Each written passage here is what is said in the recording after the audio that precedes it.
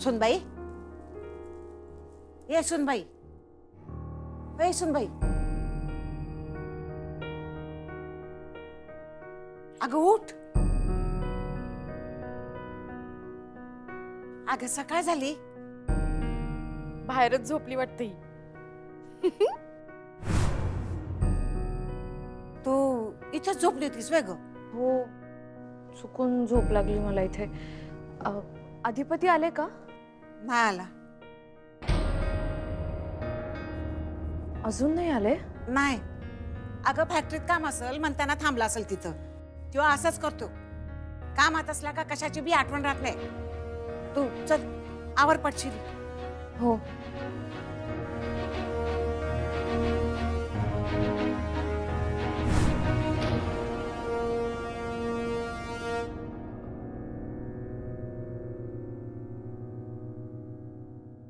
ताई ताई ताई, अगं तू लई भारी आहेस बघ.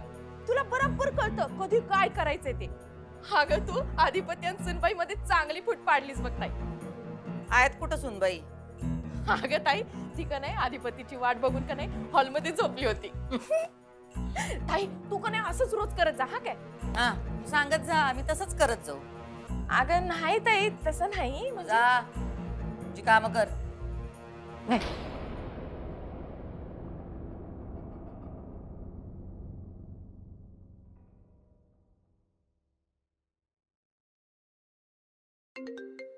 हा आई साहेब बोला. हा अधिपती, झाली का कामं? हा हिशोबाचं काम संपलं, पण ती बेनी काय गावली नाही तो. म्हणजे म्हणजे रात्रभर होतो मी गोडाऊनच्या इकडे, कोण काही फिरकलं नाही, चोरबीर काय तसं काय कोण दिसलं नाही. हा घाबरली असतील, तुम्ही होतात ना तिकडं, म्हणून तुम्हाला सांगत होतं तिकडे जावा म्हणून. हा नाही, पण तरी मी सिक्युरिटी वाढवली आता गोडाऊनच्या इकडे. आता काही चोरीबिरीचा तसा काही प्रॉब्लेम राहणार नाही. हा ते एक तुम्ही चांगलं केलं. बरं आता तुम्ही या घरला. हा ठेवतो आम्ही फोन. होय होय, घरला जायला लागलो.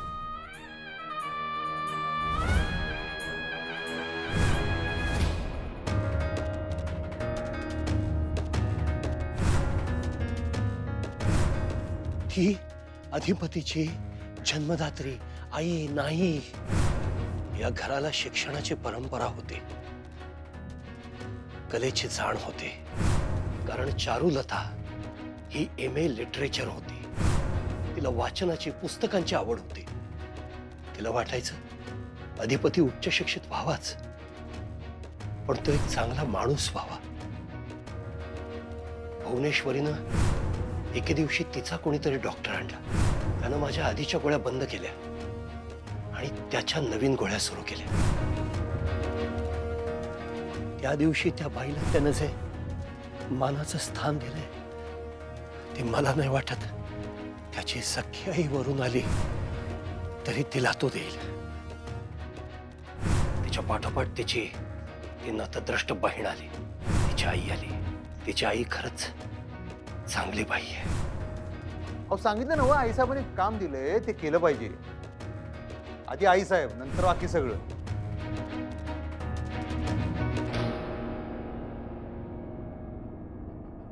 सुनबाई,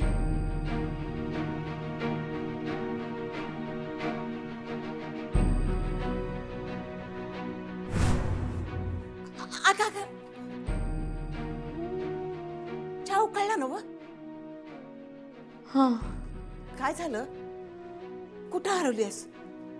नाही काही नाही. बर, चहा झाला ना? हो. वत कपात, मी जावई बापासून देऊन येते. आजी मी देऊ का चहा? असं म्हणतेस? हा मी देते चहा. तुम्ही आराम करा. हा ठीक आहे, जा. तुम्ही पण घ्या ना चहा. हे घ्या.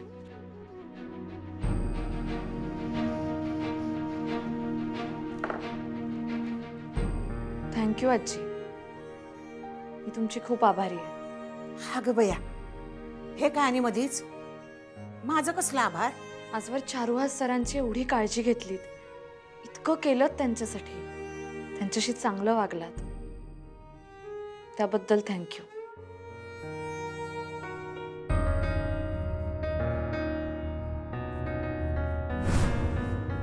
हिला काय झालं असं अचानक?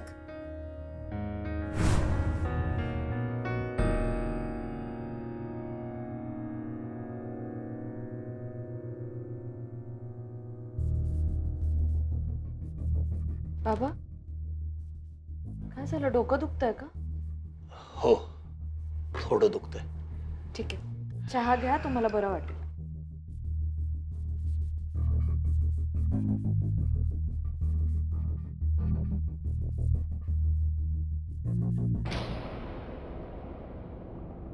काय झालं बाळा? तू बरी आहेस ना? नाही खरं तर. बैस.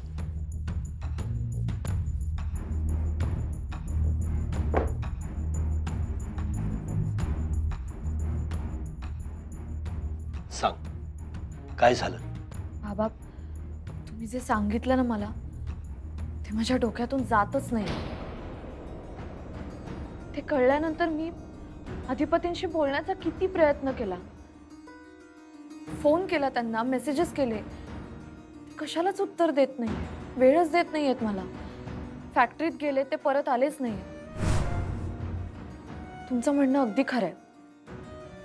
अधिपतींना ना खरंच जखडून ठेवलंय भुवनेश्वरी मॅडमनी. त्यांनी कुठे जायचं, कधी जायचं, काय करायचं हे सगळं त्या डिसाईड करतात. आणि आधी हे सगळं नॉर्मल वाटायचं मला, पण आता सगळं चित्र क्लिअर झालंय. मला आता कळतंय त्या अशा का वागतात. आता कळतंय मला की त्यांनी अधिपतींना का शिकू दिलं नाही. त्यांनी अधिपतींचं अपब्रिंगिंगच असं केलं जसं त्यांना हवं होतं.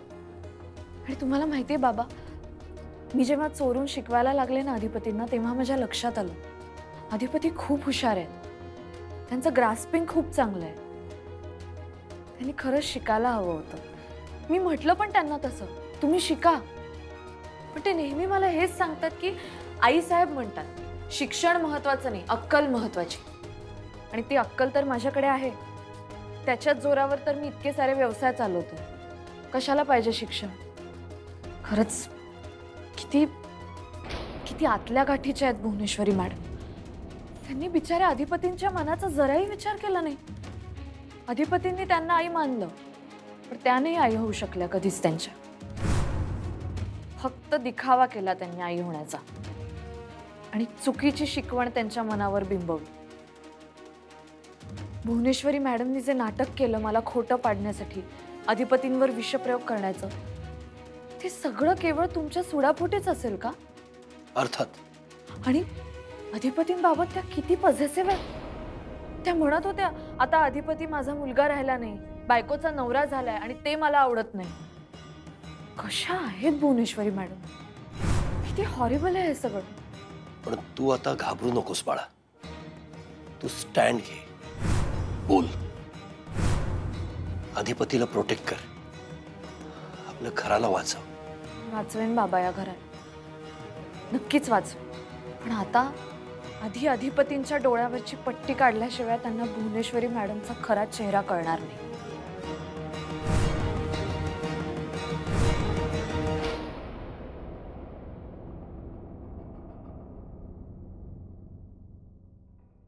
अहो आम्ही येतच होतो आरतीला, तुम्ही कशाला वर आलात? नाही म्हणलं तुमची तब्येत बरी आहे का बघायला, म्हणताना मी लगेच आलो. कसं वाटतंय आता? अहो आम्ही एकदम ठणठणीत. हा, फ्रेश वाटते ना? एकदम फ्रेश. Best best. बर घरातल्या घरात कशा बाई फोन करतात? हो नाही, आमची भेटच झाली नाही म्हणताना केलं असेल त्यांनी. म्हणजे मी फॅक्टरीतनं आलो मगाशी, हा. त्या खोलीत नव्हत्या. मी आंघोळ केली आणि तडक इकडेच आलो ना. अच्छा, आमची काय भेट झाली नाही असं. बघा बघा काय म्हणतात ते बघा. हा मास्तरीन बाई बोला की. हा अधिपती, कुठे आहात तुम्ही? घरात. घरात? कधी आलात तुम्ही? मला दिसलाच नाही. हा आता मगाशी आलो. अच्छा, मला माहीतच नाही. हा तुम्ही नव्हताच ना खोलीत, मी येऊन गेलो. आत्ता कुठे आहात? आई साहेबांच्या खोलीत आहे. अधिपती तुम्ही बाहेर या प्लीज, हॉलमध्ये या. का? मला भेटा. हा हा बरं आलो. आत्ता या लगेच. नाही जरा थांबा की जरा. आत्ता. काय एवढं काय? मला बोलायचंय, खूप महत्वाचं बोलायचंय तुमच्याशी. एकतर कालपासून तुम्ही मला वेळच देत नाही आहात. कामात होतो मी कालपासून. पण आत्ता फ्री आहात ना, मग बाहेर या लगेच प्लीज. हा आलो जरा आईसाहेबांसंग बोलतोय, जरा दम धरा, येतो. ठीक आहे, थांबा, मीच येते आता.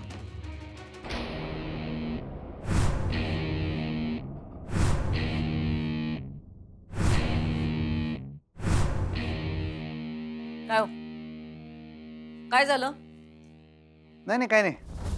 पण सुनबाईलाही ठसक्यात बोलत होत्या, म्हणलं झालं काय एवढं? नाही जरा बाहेर बोलवत आहेत त्या. कशाला? काय माहित नाही, बोलत होत. तुम्ही आमच्याकडे आलेलं बघवं नका काय त्यांना? हा, एवढं काय अर्जंट मध्ये बोलवलंय? मी माझ्या नवऱ्याला बोलवू शकत नाही का?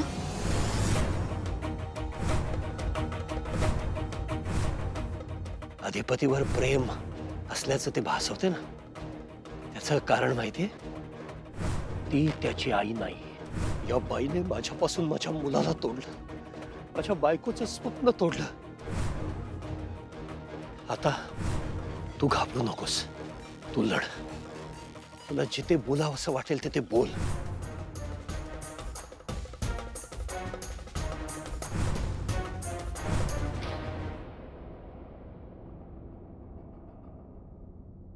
सरकार गोळ्या.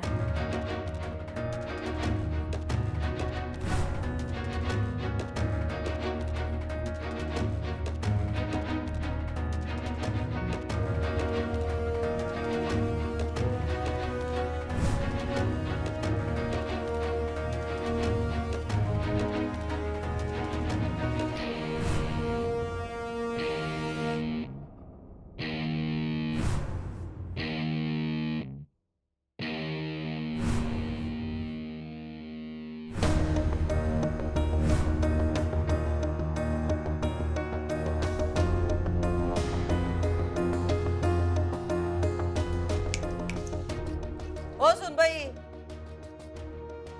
असं काय बघताय? कवा न बघितल्यासारखं? बघतीये रोज, पण ओळखलं नव्हतं तुम्हाला. म्हणजे दिसतं तसं नसतं. म्हणूनच जग फसतं. माहित आहे आम्हाला. आता फसलं तेवढं पुरे झालं मॅडम, आता नाही. म्हणजे असं काय कोड्यात बोलायलाय तुम्ही? आत्ता कोड्यात बोलतीये, लवकरच स्पष्ट बोलेन.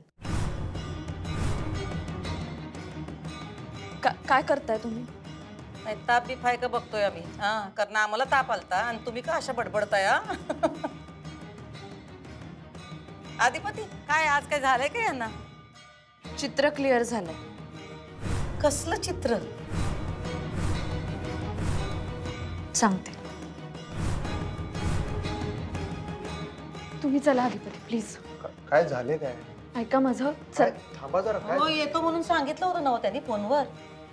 एवढा पण दमधर्म ना? आल्या लगेच इकडं. आईसाहेबांसंग बोलतोय, जरा दम धरा, येतो. माझ्यासाठी वेळ नाही तुमच्याकडे अधिपती. बायको आहे मी तुमची. मी येतो. प्लीज चला आता. हो सुनबाई, हे काय वागणं आहे तुमचं? आमच्या घरात बायको नवऱ्याचा हात धरत नाही.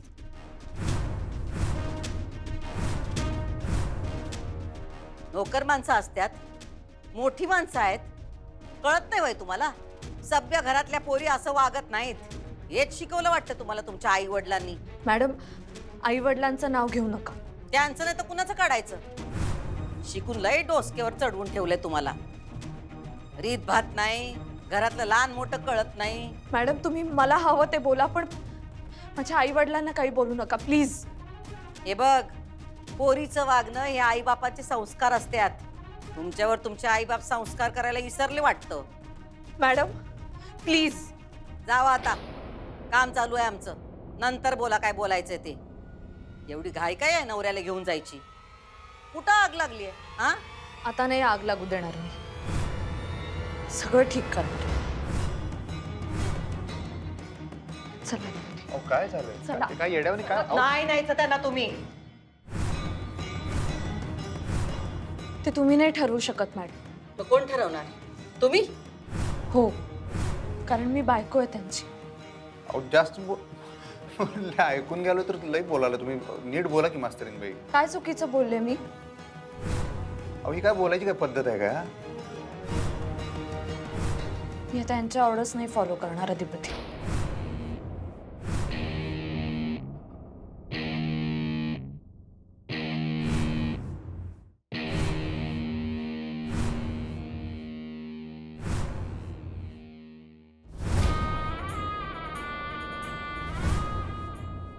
सुनबाईंचा नूर एकदम कसा काय बदलला? मॅडम मॅडम करणाऱ्या सुनबाईंनी आज तलवार कशी काय काढली? ज्याची भीती होती तेच तर झालं नसेल ना. काय असं का घेऊन आला तुम्ही? अहो आई साहेबांनी काय वाटलं असेल असं का घेऊन आलाय? तुम्हाला काय वाटतं ह्याचा विचार केला त्यांनी कधी? कायम करतात. हा तुमचा गैरसमज आहे. म्हणजे कळेल तुमच्या बरोबर काय घडलंय ते सगळं कळेल तुम्हाला. इथे नको, आपण खोलीत जाऊन बोलूया. या. हो थांबा, इथं सांगा काय सांगायचं ते. आणि आज काय गिअर टाकलाय तुम्ही? काय बोलत होतो तुम्ही? असं का बोलत नाही तुम्ही? डोसकर परिणाम झाला का मास्तरींनी? तुमच्या डोक्यावर परिणाम झालाय अधिपती. म्हणजे तुम्ही लॉजिक नाही वापरत अधिपती. मॅडम जे म्हणतात तेच तुम्ही करता. प्रभाव आहे तुमच्यावर मॅडमचा. हो आता प्रभाव आहे म्हणजे असणारच. आईचा प्रभाव असणारच की लेकरावर. अजून कोणाचा असणार? त्याच्यात वाईट काय आहे? आई जे काय करते ते लेकराच्या हितासाठीच करते ना. आई करतेच, पण अधिपती तुमच्या बाबत जे काही घडलंय ना ते फार चुकीचं आहे. नुकसान झालंय तुमचं, या घराचं. तुम्हाला कसं कळत नाहीये अधिपती? तुम्हाला तुमची बुद्धी आहे ना, पण आजपर्यंत तुमच्या मताप्रमाणे भुवनेश्वरी मॅडमनी कधी काही होऊ दिलं? लहानपणीच तुमच्या हातातलं पुस्तक काढून घेतलं आणि आता तुम्ही शिकवत होता तर फळात जाळला. मग हे सगळं तुम्ही आता का बोलायलाय? त्या फळ्या वेळेचा विषय कवाचा काय संपला की? संपला नाही अधिपती, तो विषय त्यांनी संपवला. हेच करत आल्यात ते आजपर्यंत, कारण त्यांना तुमच्यावर कंट्रोल ठेवायचा असतो आणि तुमच्या थ्रू या अख्ख्या घरावर कंट्रोल ठेवायचा असतो. त्यांनी तुम्हाला शिकू नाही दिलं, कारण त्यांना त्यांच्या टाचेखाली तुम्हाला ठेवायचं होतं. तुम्ही शिकला असतात तर तुम्हाला बाहेरचं जग दिसलं असतं, खरं खोटं करता आलं असतं, आणि हेच त्यांना नको होतं. म्हणून त्यांनी तुमच्या आयुष्यातून शिक्षण दूर नेलं. शिक्षण नाही, अक्कल महत्वाची, हे तुम्हाला पढवलं. आणि तुम्ही पण आजवर तेच फॉलो केलं, कारण त्यांचा पगडा आहे तुमच्यावर खूप.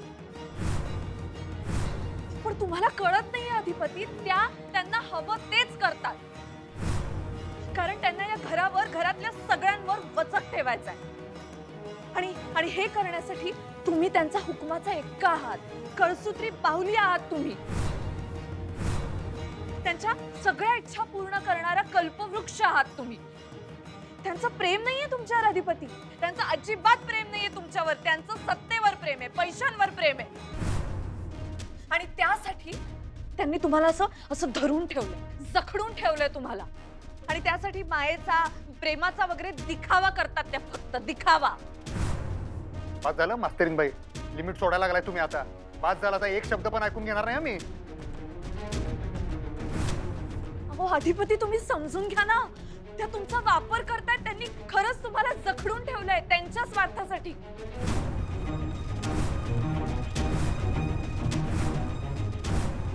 आम्हाला कशाला जखडून ठेवतील आई साहेब? आणि काय म्हणला तुम्ही? मायेचा दिखावा? मापात बोला जरा. तुम्ही बायको आहे म्हणून आई साहेबांविषयी काय पण बोलला ना, खपून घेणार नाही मी. आमच्या आई साहेबांसारखी माया आजवर आमच्यावर कुणीच केली नाही. अधिपती, आणि काय बोलताय तुम्ही? तुमचे शब्द काळीच जाळतात हो मास्तरीनबाई. असं नका बोलू, कधीच नका बोलू. लई माया केली त्यांनी आमच्यावर. अधिपती, ती माया नव्हती. मी तुम्हाला तेच सांगायचा प्रयत्न करते. तो स्वार्थ होता, सूड होता. बस मास्तरीनबाई, लई बोला तुम्ही. आता एक शब्द ऐकून घेणार नाही मी. ऐकावं लागेल, कारण आता मला सगळं कळलंय. काय कळलंय? हेच की भुवनेश्वरी मॅडम भुवनेश्वरी आई नाहीये, खऱ्या आई नाहीये.